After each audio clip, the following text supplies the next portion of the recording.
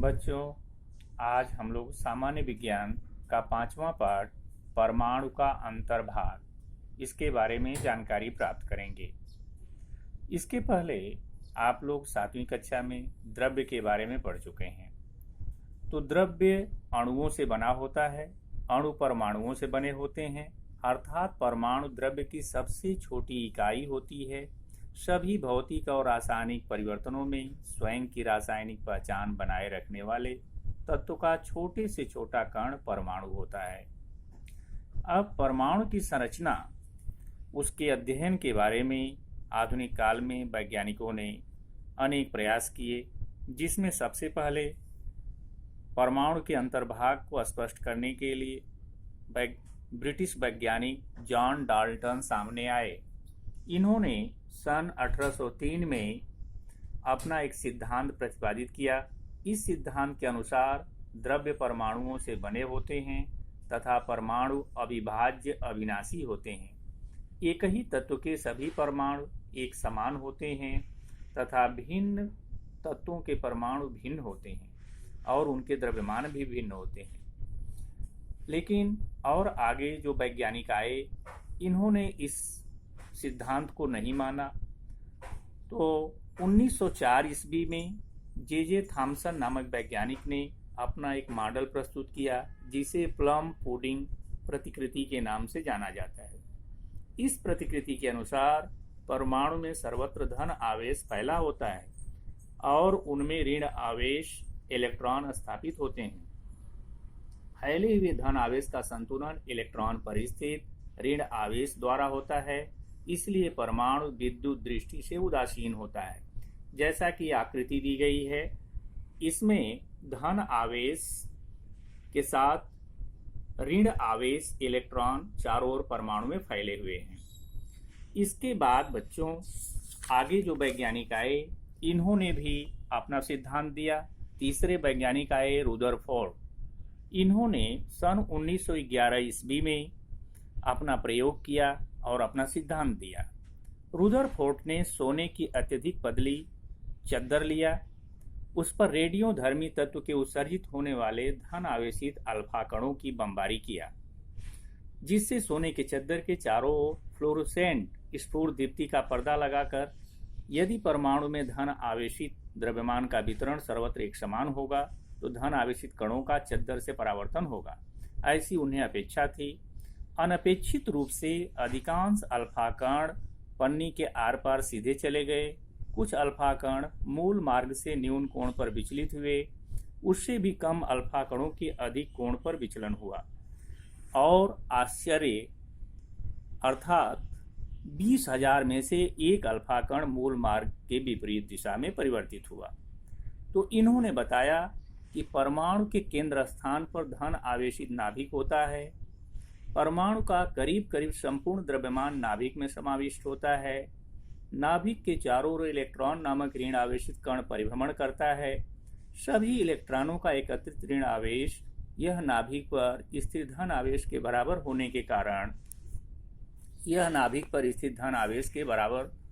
के कारण विजातीय आवेशों का संतुलन होकर परमाणु या विद्युत दृष्टि से उदासीन होता है और परिभ्रमण करने वाले इलेक्ट्रॉन और परमाणु नाभिक के बीच रिक्त जगह होती है। लेकिन बच्चों, आगे इनके सिद्धांत को भी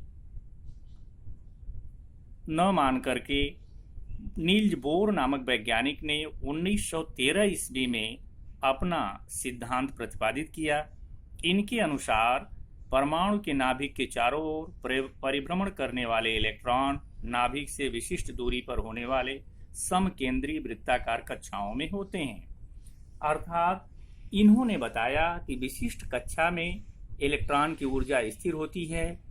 इलेक्ट्रॉन भीतरी कक्षा से बाहरी कक्षा में छलांग लगाकर आते समय अंतर के बराबर ऊर्जा अवशोषित करता है और बाहरी कक्षा से भीतरी कक्षा में छलांग लगाकर आते समय अंतर के बराबर ऊर्जा उत्सर्जित करता है। बच्चों, बोर ने बताया कि नाभिक में धन आवेश होता है और उसके समान दूरी पर 4 कवच होते हैं। उन कवच को उन्होंने के, यल, यम, यन नाम दिया। इसके आधार पर नील्स बोर ने बताया कि नाभिक और नाभिक का बाहरी भाग इससे मिलकर परमाणु बनता है। इनमें 3 प्रकार के उप परमाणविक कणों का समावेश होता है। केंद्रक, परमाणु का केंद्रक धन आवेशित होता है। परमाणु का लगभग संपूर्ण द्रव्यमान नाभिक में समाविष्ट होता है। केंद्रक में 2 प्रकार के उप परमाणविक कण होते हैं। एकत्रित रूप से इन कणों को न्यूक्लियन कहा जाता है। प्रोटॉन और न्यूट्रॉन न्यूक्लियन के 2 प्रकार हैं। तो बच्चों, परमाणु के नाभिक में प्रोटॉन और न्यूट्रॉन होता है। प्रोटॉन यह परमाणु के नाभिक में स्थित धन आवेशित उप परमाणविक कण है। नाभिक पर धन आवेश यह उसमें स्थित प्रोटॉनों के कारण होता है। प्रोटॉन को अंग्रेजी के P अक्षर से दर्शाते हैं। प्रत्येक प्रोटॉन पर स्थित धन आवेश को +1e लिखा जाता है। 1e का अर्थ होता है 1.6 × 10⁻19 कूलाम।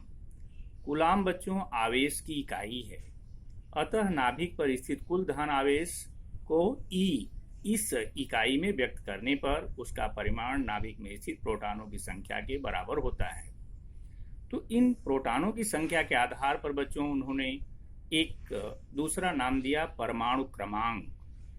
परमाणु क्रमांक क्या होता है? परमाणु के नाभिक में स्थित प्रोटॉनों की संख्या उस तत्व का परमाणु क्रमांक होती है और इसे अंग्रेजी के Z अक्षर से दर्शाते हैं। इसके बाद बच्चों दूसरा जो नाभिक में कण होता है वह न्यूट्रॉन। न्यूट्रॉन यह विद्युत आवेश की दृष्टि से उदासीन उप परमाणविक कण है। इसे N इस संकेत से दर्शाते हैं। नाभिक में स्थित न्यूट्रॉन संख्या के लिए N यह अक्षर उपयोग में लाया जाता है। और ये जो न्यूट्रॉन होते हैं बच्चे, इनका द्रव्यमान 1 म्यू होता है। 1 म्यू का अर्थ होता है 1.66 × 10⁻27 kg। अब नाभिक के बाहर का भाग। परमाणु की संरचना में नाभिक के बाहरी भाग में परिभ्रमण करने वाले इलेक्ट्रॉन और नाभिक तथा इलेक्ट्रॉन इनके बीच स्थित रिक्त स्थान का समावेश होता है। इलेक्ट्रॉन ऋण आवेशित उप परमाणविक कण है। इसे इंग्लिश के स्मॉल ई अक्षर से दर्शाते हैं। प्रत्येक इलेक्ट्रॉन पर 1 इकाई ऋण आवेश होता है। इलेक्ट्रॉन का द्रव्यमान हाइड्रोजन परमाणु के द्रव्यमान से 1800 गुना कम है। अतः इलेक्ट्रॉन का द्रव्यमान नगण्य माना जाता है। परमाणु नाभिक के बाहरी भाग में उपस्थित इलेक्ट्रॉन ये नाभिक के चारों ओर विभिन्न कक्षाओं में परिभ्रमण करते हैं। भ्रमण कक्षा का स्वरूप त्रिमितीय होने के कारण कक्षा इस पद के स्थान पर कवच इस पद का उपयोग करते हैं। इलेक्ट्रॉन की ऊर्जा वह जिस कवच में होता है उस पर निर्भर होती है। परमाणु नाभिक में बाहर उपस्थित इलेक्ट्रॉनों की संख्या केंद्रक में स्थित प्रोटॉनों की संख्या के बराबर होती है।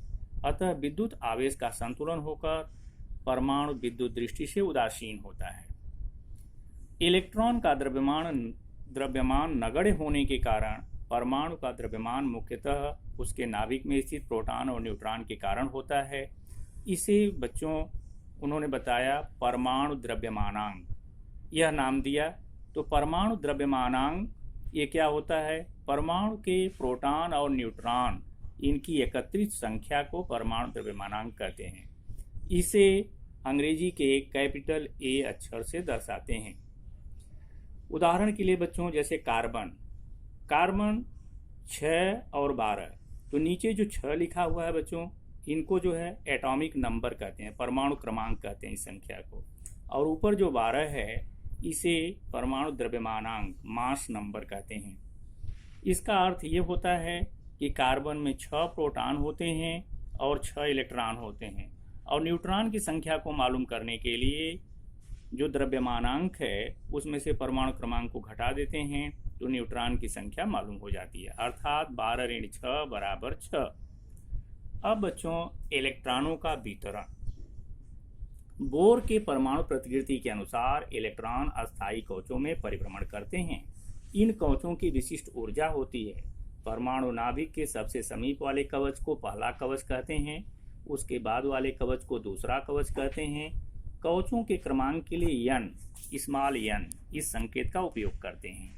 तो यन का मतलब होता है यन बराबर 1 2 3 4, और ये जो कवच हैं उनका नाम उन्होंने दिया था के यल यम यन, 4 कवच। अर्थात बच्चों इलेक्ट्रॉनिक संरूपण करने के लिए एक सूत्र का प्रयोग करते हैं 2n का वर्ग।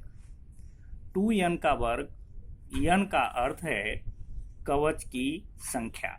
जैसे बच्चों पहला जो कवच होता है के में n का मान 1, तो 2 गुणे 1 का वर्ग, 1 का वर्ग 1 ही होगा, इसलिए 2 एकन्ने 2, अर्थात पहले कवच में केवल 2 इलेक्ट्रॉन हो सकते हैं। दूसरा कवच है यल दूसरा कवच है, इसलिए n का मान 2 है, तो 2 गुणे n का वर्ग माने 2 का वर्ग, 2 का वर्ग 4, तो 4 दूना 8, अर्थात दूसरे कवच में केवल 8 इलेक्ट्रॉन हो सकते हैं, इससे अधिक इलेक्ट्रॉन नहीं हो सकते। और तीसरा कवच है यम, तो n का मान हो गया 3, इसलिए 2 गुणे 3 का वर्ग, 3 का वर्ग आया 9, 9 दूना 18, अर्थात तीसरे कवच माने यम कवच में अधिक से अधिक 18 इलेक्ट्रॉन हो सकते हैं। और चौथा कवच है यन का संख्या हो गई 4, तो 2 गुणे n का वर्ग मीन्स 4 का वर्ग, 4 का वर्ग हो गया 16, तो 16 दूना 32, अर्थात चौथे कवच में 32 इलेक्ट्रॉन हो सकते हैं। अब बच्चों जैसे हमें इन कवचों में इलेक्ट्रॉनिक स्वरूपण बताना है, उदाहरण के लिए हाइड्रोजन का परमाणु क्रमांक होता है 1, अर्थात इसमें एक ही इलेक्ट्रॉन होता है, तो बच्चों ये एक इलेक्ट्रॉन केवल के कवच में रहेगा। इसी तरह से हीलियम का परमाणु क्रमांक है 2, अर्थात इसमें इलेक्ट्रॉन की संख्या है 2, तो ये 2 जो हैं के कवच में ही ये 2 इलेक्ट्रॉन रहेंगे। इसके बाद है लिथियम 3, तो इसका बच्चों जो है के कवच में 2 इलेक्ट्रॉन रहेंगे, और जो 1 इलेक्ट्रॉन बचेगा वह यल कवच में जाएगा। इसी तरह से हम जो है अलग अलग तत्वों का इलेक्ट्रॉनिक विन्यास दिखा सकते हैं। उदाहरण के लिए जैसे सोडियम का परमाणु क्रमांक होता है 11, अर्थात इसमें 11 इलेक्ट्रॉन होते हैं। तो जब बच्चों इसका हम विन्यास करेंगे तो पहले कवच में 2 इलेक्ट्रॉन होंगे और दूसरे कवच में 8 इलेक्ट्रॉन होंगे। जो 1 इलेक्ट्रॉन बचेगा वह तीसरे कवच में जाएगा, अर्थात इसका विन्यास होगा 2 8 1। इसी तरह से बच्चों जैसे हम ले लिए क्लोरीन को, तो क्लोरीन का परमाणु क्रमांक होता है 17, अर्थात इसमें 17 इलेक्ट्रॉन होते हैं। तो इसका जब विन्यास करेंगे तो ये होगा 2 8 7, अर्थात जो 7 इलेक्ट्रॉन हैं वो तीसरे कवच में जाएंगे। तो इस तरह से अनेक तत्वों का हम इलेक्ट्रॉनिक विन्यास दिखा सकते हैं।